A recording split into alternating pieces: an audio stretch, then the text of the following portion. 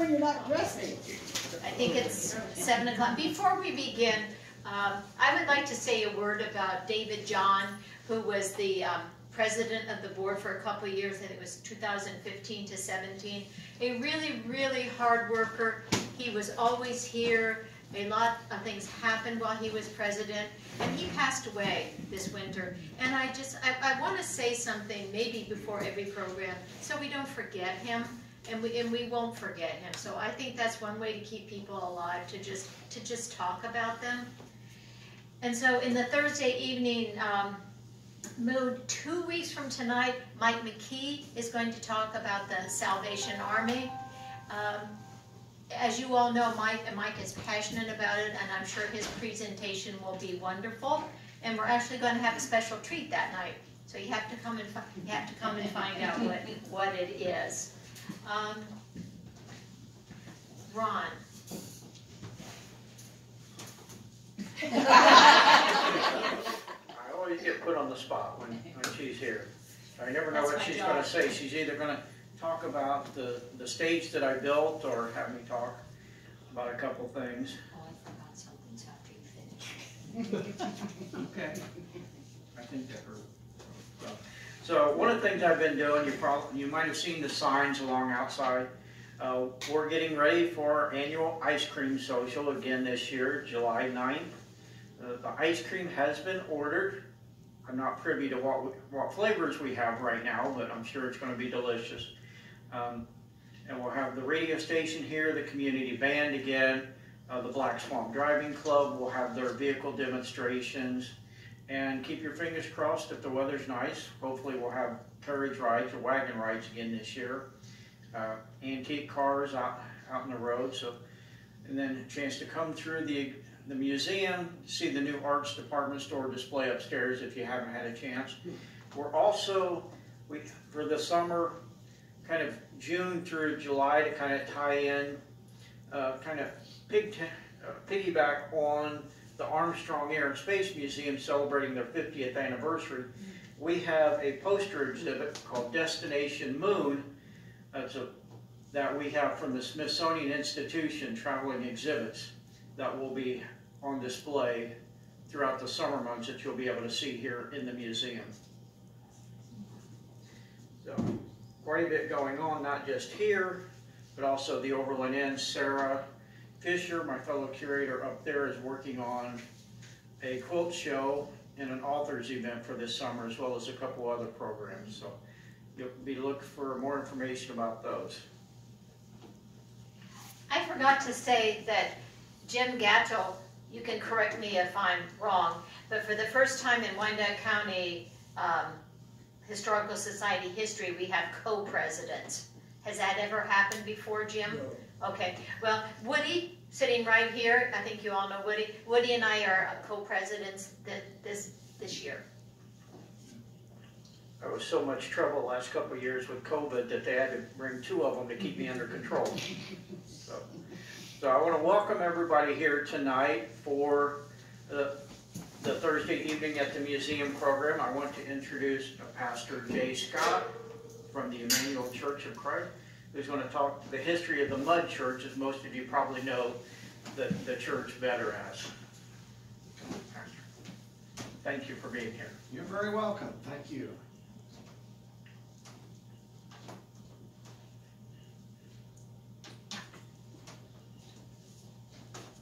Thanks for coming tonight.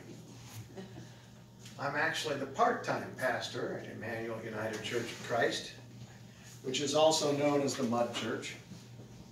I'm actually a farmer. I live just 3-4 miles across the Crawford County line in the Winford School District. If you've heard or know where the Spore Quarry is, I'm just a mile or 2 east of that. County Road 47 in Wyandot County becomes Spore Brandywine Road in Crawford County, and that's the road on which I live.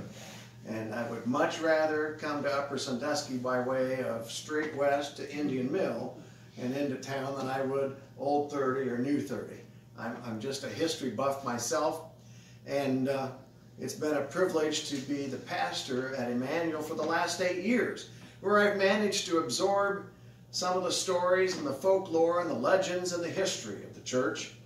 And I'm pleased to share a few of those things with you tonight. The picture that I'm showing you, first of all, was actually taken during the pandemic when we were holding drive-in services in the parking lot. A guy named Steve Eckelberry that I went to school with at Winford, who was a member of the church, called me twice, just insisting that we needed to try this to see if we could get people to come. And I was hesitant at first, but he was emphatic about it. And so we ordered the transmitter. It was only $139. And it's not much bigger than my hand and had a little telescoping antenna. And it sits on a tabletop or a desktop. And it wired it right into the sound system of the church. And I could stand outside. You can't see the handicap ramp up against the building because of the trees. But I could stand out there and talk into the wireless microphone, and the sound system would pick that up and put it through the radio transmitter. So everyone sitting in their cars there that Sunday morning in this picture taken by Rob McClure was listening to the radio to the preacher. They were listening to a radio preacher.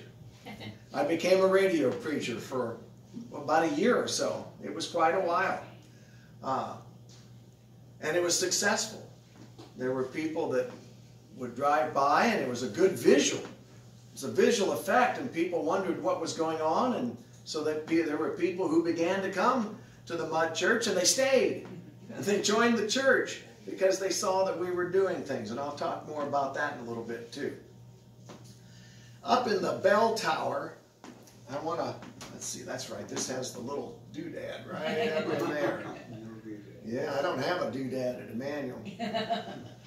So, that's where the bell is. Yeah, you need to get me a doodad. I can tell jokes. So up in the bell tower, of course, is the bell. And I had the privilege, I don't know, 2-3 years ago of tying the new bell up around the wheel. The wheel is made of steel, but when the bell was originally put in, it was made of wood. And by the way, we have the receipt for the purchase of that bell in 1909. Anybody want to take a guess how much it cost? $2. A couple $100. You're way low, you're way high. $100. $89 from the Cincinnati Bell Company. Stunning. But the wooden wheel broke, and a fella named Art Norris from Nevada, who was a well-known welder and could make, manufacture, rig anything up, did a lot of electrical work, a lot of construction work in the church building. I don't know if he took an old bicycle wheel or what he did, but he made a new wheel for the bell.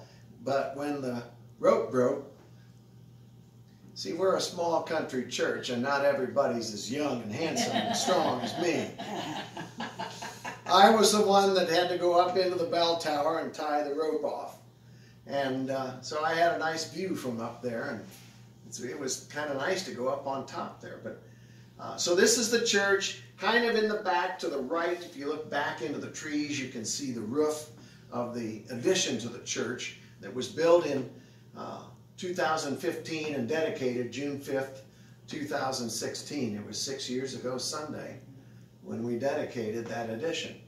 The cornfield in the front of the picture belongs to the Swinehart family who lived down the road. The woods in the back, at least at the time this picture was taken, belonged to Dave Gottfried from south of Upper Sandusky. He sold that woods and the farm to the National Lime and Stone Company.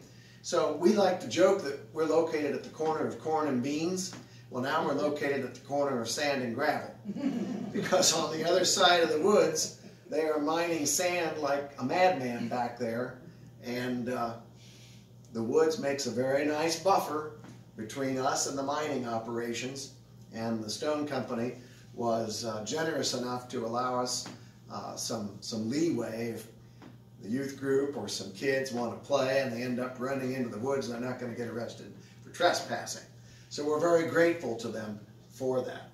So you can see kind of the property. I didn't get a picture of the property across the road where the septic system was. I didn't feel like that was so historical. So there's the cemetery. Somebody told me just recently that there really is a difference between a cemetery and a graveyard. That a cemetery is a standalone piece of property where people are buried. A graveyard is attached to a church. So according to that theory, in technicality, this would be Emmanuel Graveyard. Right? You can see the back of the addition on the right-hand side of the picture. The cemetery was established in 1852 when the church was established, and it was closed in 1952. It was open for 100 years, so no one's been buried there since 1952. There are at least 6 veterans, 4 from the Civil War and 2 from World War I, buried in that cemetery. And I chose this picture of the front of the sanctuary at Christmas time. It's my favorite time at the church. I just like the way the sanctuary is decorated for this time of year. But you can see the round stained glass window with the round wreath around it. To the right is the electric organ. To the left is the piano. And then the pulpit and the lectern and the wooden railing and the baptismal font down in front there. Now I want to tell a story about the lectern or pulpit. This particular one was in the second building that sat on that site. And I'll go through those buildings in a little bit. This one was in the second building. It was then moved to the current building, but it was falling in disrepair. And so they decided that it was too far gone to be used anymore. So for a while, believe it or not, they lugged it up into the bell tower and stored it there. I don't know why, because the thing weighs about 200 pounds. It's all handcrafted piece of art. But then they wanted the space in the bell tower, so they brought it down. The guy says, "I'll just take it home and burn it." Obviously he didn't. Instead, he threw it in his chicken coop, where it sat for 50 years. And then a Kenneth McLean got it out and restored it, and it's back in use. It was back in use, I don't know what year. About what year, Paul, do you think? I'd say around 1980. About 1980. Isn't that beautiful? Yes. And the center section on which the Bible is sitting will raise and lower and stay based on the height of the speaker. If you want to, yeah. Yeah, it has a thing inside with notches, and you release the trap and raise it and stick the thing back in the notches again. And it's just a beautiful, beautiful piece of furniture. I really admire that piece. Then we're very proud of the stained glass windows. This is the one that faces west, the one you could see in the picture of the parking lot. It's a picture of Christ holding lambs. Always loved to laugh because Richard Gerber, longtime member of the church, was absolutely certain that Jesus raised Columbia sheep because they were white-faced sheep. And I always threatened that someday he was going to come in the church and I would have those faces painted black for him. So this is the one that faces east, picture of Mary Magdalene mourning the loss of Jesus, plus all the other decorative things around to the side. And then this one faces south. It's a depiction of Mary and a young Jesus. And we're very, very proud of those. They are insured for a high dollar amount, and it would be just a true disaster if something were to happen to those, because stained glass is quickly becoming a lost art. Ron, did you raise your hand? Do you have a question? I just wondered, are those all original, or have you had them restored? Yes, the ones I've just shown you are all original. They might have been restored or repaired different times over the years, but that's, and you can, if you see them in person, you can see where some of the art is worn and sun faded. But for the most part, I mean, you can see the same view either outside or inside. It's just as clear, just as beautiful. So now we go into some of the deeper history. 1843, the year that the Wyandots finally left this area, and the departure of the Native Americans opened up the countryside to settling. German families, German immigrants settled into this area, Roman Catholics and Reformers and Protestants both. And there were families in the Pitt Township area who formed their own church in 1852. They would meet in their houses for about 3 years until they finally built what is presumed to look something like this. This is an artist's rendering of what the original mud church could have looked like. A one-room building. You can see a little chimney on it. And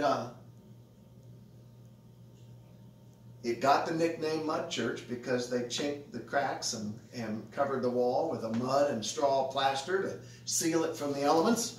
And somehow, through the generations, that Mud Church nickname has made it down through to the 21st century. It sure would be nice if there had been a picture taken of that original building, but none is known of. So when this one was no longer big enough or in good repair enough, then they built this church. So the Mud Church, and then they built this one slightly east of it. You can see the beginnings of Gottfried's Woods in the background. And it was a big one-room brick church.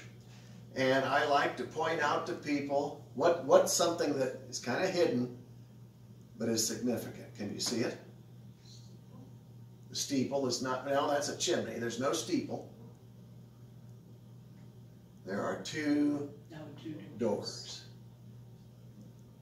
Because at the time, men did not sit with the women in church. They went in their own door and they sat on their own side of the church. Like the Shakers.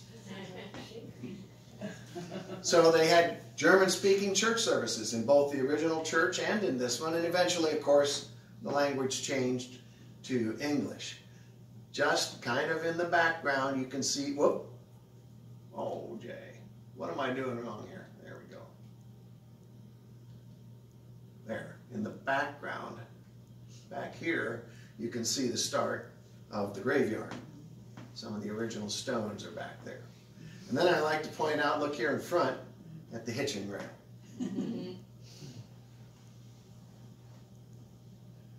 All right, next picture. So then they built the next church. A lot of people see this picture and they think that little building in the back was the Mud Church, but it's not. It just happens to look like that drawing. So you can see this is not long after it was built. It's still kind of bare, still kind of new looking. And look at the dirt road. That's County Road 59. And then 127 is east and west out front. But we still have the hitching post. What year was this one built? 1909. And up there's that $89 bell. So that's the picture of Jesus and his Columbia sheep right there. In 2015 and dedicated in 2016, we dedicated the memorial. This is a picture of the plaque that we hung in the addition in honor and memory of Donald and Mary Jean Alban, who left a significant gift to the church when they died. They had no heirs and they left their farm to the church, which the church then sold, and it was very helpful when we built the addition. That plaque is engraved into a piece of a blackboard that hung in the church building for I don't know how long. That might have been used by a Sunday school class or whatever, but that's a big piece of slate.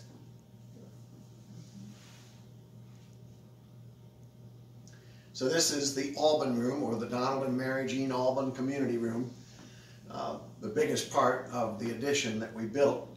It was built to seat 100 people, and then we bought, did it again. Then we bought these really wide folding chairs, and so it doesn't necessarily seat 100 people, at least not with these chairs, but we can get a lot of people in there. And one of the things that we said when we built this, that this was made possible by community members, and so we want it available to the community.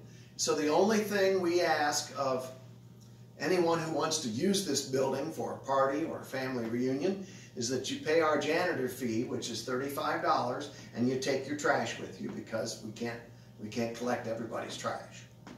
Otherwise, this is available to anybody to use, and it has a complete audio-video system. It's air-conditioned and heated, And very nice kitchen set. There's an oven and stove and refrigerator and microwave and plenty of outlets for slow cookers and crock pots and so forth. So we're very proud of that room. We spend a lot of time in it. After worship every Sunday, we have fellowship in there, and we have anything from cupcakes to ham sandwiches every Sunday after church. So you get fed 2 ways at the Mud Church.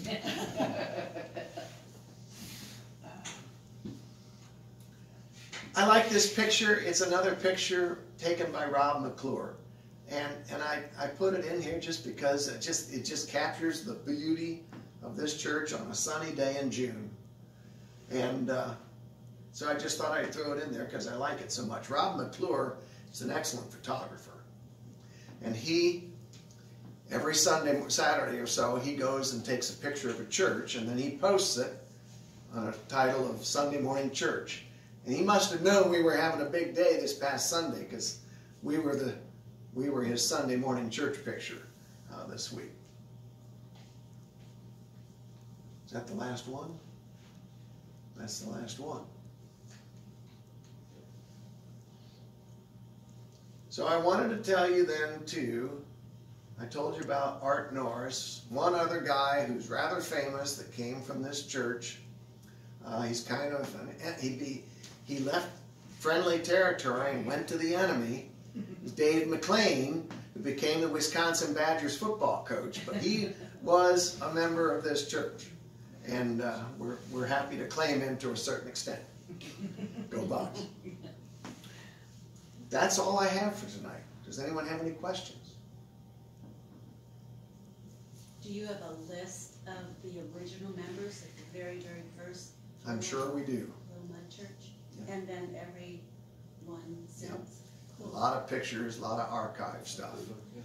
And a few years ago, we bought some heavy-duty fireproof cabinets that required the use of a piano mover to get them to the church and into the basement. And we've preserved a lot of stuff, a lot of those things in there. And the thing that we've done here this past week, that was why I put that last picture. Nope, the wrong one. That's what I wanted to talk about with that last picture of Rob's. My goodness, there it is. That picture. What we've done at Emmanuel, in following my theory that a church that focuses on growth, and we all know that churches across America are slowly dying, especially the small rural church. My theory is that the church that focuses on growth will die, but the church that focuses on mission will grow. And we've proved it true. In addition to being a farmer, I had an off-farm career that involved a lot of marketing and public relations work. We applied the principles and the tactics of marketing and public relations to evangelism and outreach. They're really the same thing. And we began communicating to our neighborhood that we are a neighborhood church, that we do a lot of mission work, we collect things, and we work hard to have an impact on the community, and we want you to be part of it, and it's paid off. This past Sunday, we took in 40 new members from over the past 2 years. Our attendance Sunday was 87. The first Sunday I filled in, just as a fill-in, 8 years ago, there were 17 in the congregation. It's not because of me. All I did was keep things moving and tug and pull here and there. God pulled a lot of things together, made a lot of things possible. But if you take anything away other than historical information, take this back to your church. This is possible. A church that focuses on growth will die. But the church that focuses on mission will grow. Because people want to be part of it. They want to be part of things that make a difference. They want to be part of things that have an impact. They want to help people. So we've made it possible for people to do that there, and it's paid off. So we're very proud of what the church is today. Any other questions? Do you want to talk some more about, I heard you telling somebody collected 109. Yeah. Total Part of the new member Sunday on Pentecost here a couple days ago, we incorporated a mission project into it. We didn't just pat ourselves on the back, we worked. And so we set an ambitious goal of collecting 75 bags of groceries. We use reusable grocery bags. There's always a stack of them in the back of the sanctuary. Our folks can pick up a bag, take it with them when they get their own groceries, fill the Emmanuel bag and bring it back next Sunday and take an empty one with them. So we're constantly feeding local food banks that way. Well, we decided we wanted to have a bigger version of that. And so we set that goal of 75 bags of food, and we ended up with 104. Thanks in no small part to a $500 gift from First National Bank of Sycamore, which allowed us to do some extra shopping and fill some extra bags. I'm pretty sure we would have had 75 bags without it, but it sure was nice to have their help. What was the time frame? A month. People had a month to get it done, but most of them came in that day. Okay. And the other thing that I said when we started really working hard at our outreach effort, I said I don't want to be a sheep thief. I don't want to pull people from other churches. I don't want to steal sheep from another minister or parish. And we've had a few that have transferred, but most of them are people from Pitt Township area who either have never been to church in their life or haven't been to church for decades. We baptized some adults on Sunday, as well as some babies. And we're going to have another adult we're baptizing in a couple of weeks. So I'm very proud of that too, that we aren't just having people transfer to us. We're truly making disciples for Jesus Christ. And that's our mission. Amen? Amen. What else? Do you have Sunday school? We do. We have Sunday school for kids right now at 9 o'clock. There's a weekly Bible study on Tuesday night. And that's an adult group. We have anywhere from 14 to 20 people that attend that every week. That really probably is our adult Sunday school. And that's the other thing about church. You know, it's not your grandparents' church anymore. Everybody's different. You can have the days of putting out a sign that says Sunday school at 9, church at 10, and expecting people to come are just gone. Those days are over. If you can provide Sunday school on a Tuesday night at 7 and call it Bible study and they come, great. That's what works. That's what gets people fed and get the word spread. And that's what you do. Will Mudman come back? Mudman is coming back, hopefully this fall. Would you like to be in charge? No. I've been there enough. I'm elected the member. I'm not Yes. a member of the church, so I can't. The Mudmen we have the Ladies Guild and we had the Mudmen. When the pandemic hit, the Mudmen, we couldn't get together.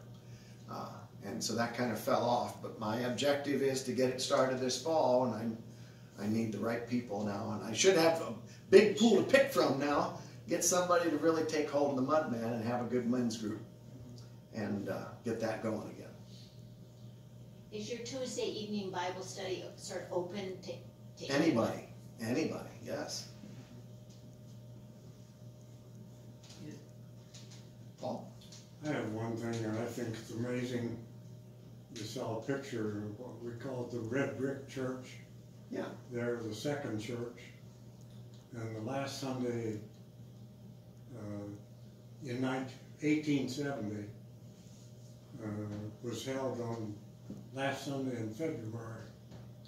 And they started to tear that down, and they built the new one and dedicated it on September the 26th, same year. You couldn't. So when they tore this down in 09, you mean? Yeah. Yeah. No. Oh yeah, they tore. But no, yeah.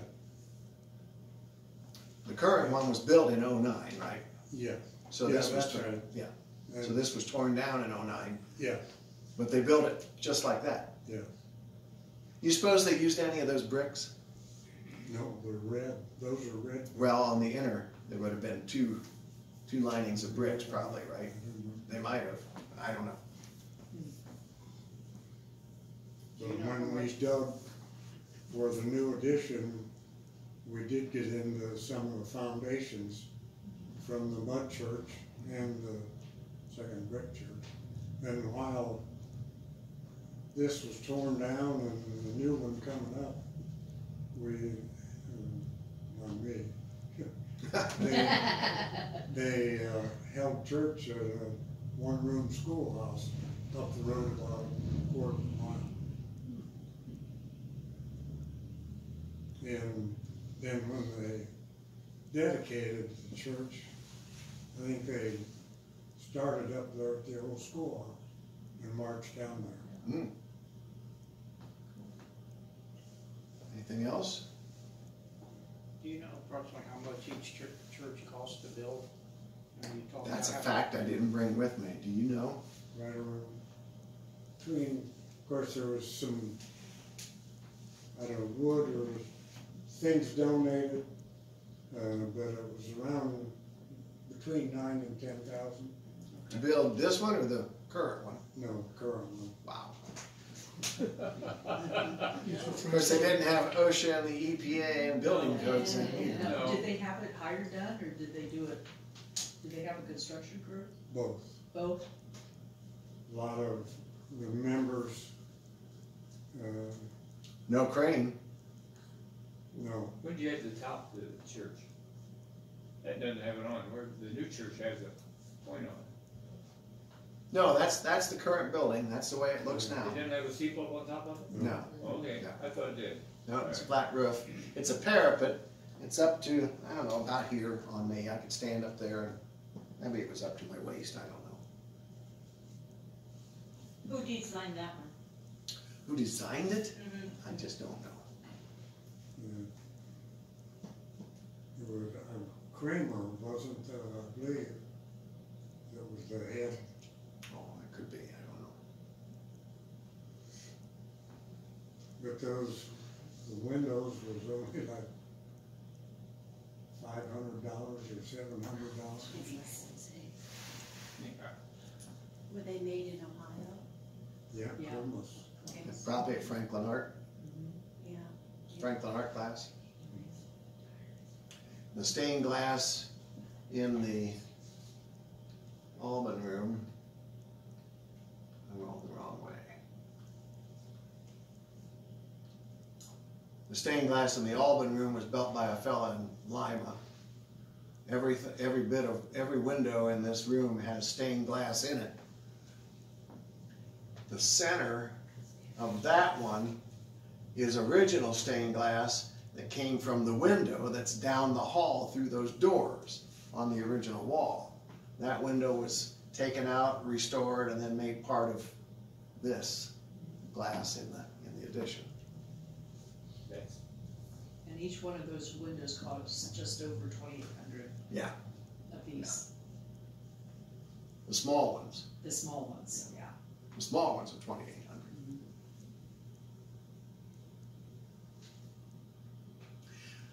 Real one quick last story. I always chuckle about this. The building addition was finished just in time for the funeral of Carolyn Heinlein from Nevada at Carmar Gardens. A couple days before the funeral, the cabinet maker came in and installed all of this. I've never told anyone this part of that, but maybe 1 or 2 people, that the cabinet maker walked up to me. I must have been the closest one, and he held out 2 different knobs for the cabinet and wanted me to pick. And I thought, I don't know if I want to be the one to pick, but I did. I picked, and I didn't tell anybody. So I was just going to have to deal with it. That's what I picked.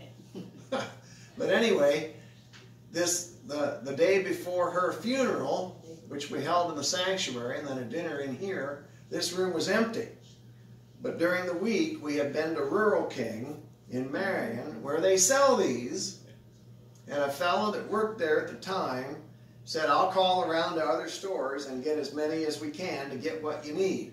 And he did. And he called on a Friday, And he said, we have everything. All the stores worked hard. All those tables and chairs were shipped into the Marion store from around Ohio.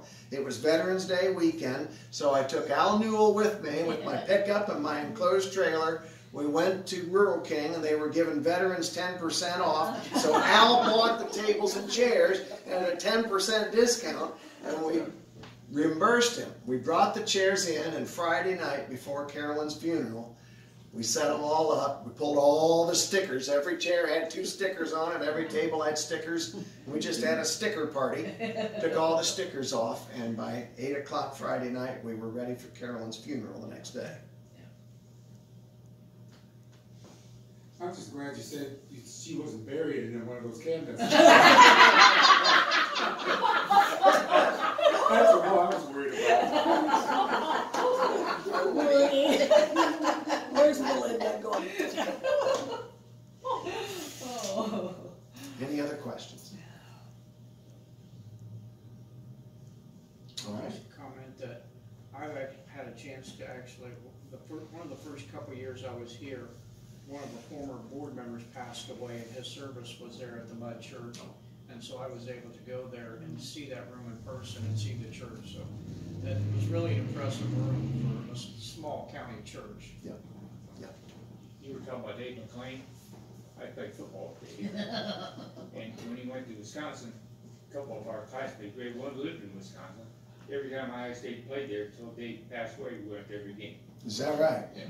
Did he send you the tickets? No. Oh. No. Boy, he really did become No. an enemy, didn't he? But the first year we went up there, they stayed in like a big hotel, and we were there and visited. We went up and met some of the coaches up. Well, next year they took to the monastery. He didn't want to start associating with people.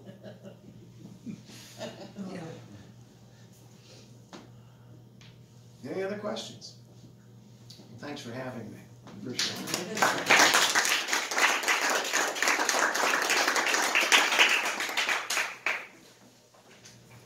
Thank you, Pastor Jay, for that interesting story on the history of the Mud Church. I want to thank everybody for coming tonight. One of the things that I didn't mention earlier, and Bonnie and I talked about it, and thanks to Randy and his friend Tad, we now have a YouTube channel that will have videos that we're recording, including they talked me into giving a tour of the second floor. Kind of an ADA, Americans with Disability Act, kind of inspired project that was in memory of Dave Smith, and that way we could, anybody that decides not to go upstairs or does not want to go upstairs can watch this video, and now it's actually on our website, so anybody like in California, Minnesota, New York that wants to see it, if they have roots in Wyandot County, can watch that now. It's embarrassing to watch myself, but, but it is there, and we're trying to convince Sarah now to do one up at the Overland Inn. Eventually, we'll do the first floor as well. So, and then these will be an opportunity to go to like Fairhaven, Westbrook, and so they can do virtual tour of the museum. They can actually watch and see me going around through the museum. You can use those in the next pandemic. Yes. Yeah. Boy, nobody was interested in that. Do you want to mention Dave's widow is here? You can. Well, I just wanted to mention that Dave's widow is here, Rosie. I always knew her as Rosie McLean, and she'll always be Rosie McLean. But thanks again for your support of the museum, and to Rosie and to everyone. Thank you.